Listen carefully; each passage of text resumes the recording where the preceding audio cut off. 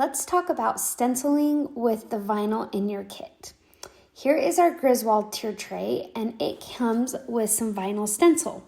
So we painted everything first, and we used a white chalk paint for the base. And then before we put our vinyl stencil down, we did a light sanding on it so the vinyl would have something to grip to. So once all your stencil is placed down where you want it on your kit, you're going to pick your colors, and inside of that stencil, you will just paint those colors just like so as we do on these next few pieces.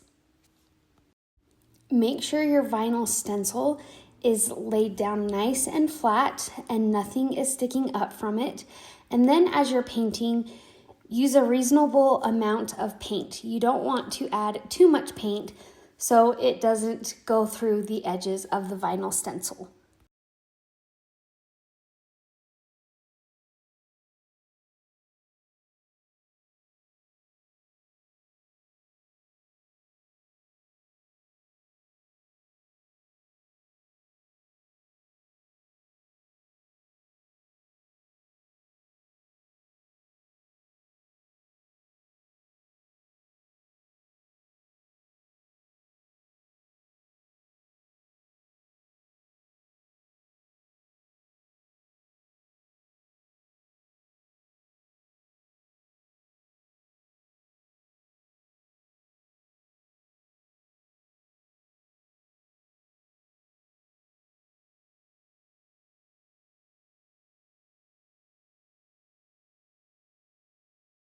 Once that paint is nice and dry, feel free to peel up that vinyl stencil, but make sure it is dry because if it is not, your paint will peel up with the vinyl stencil.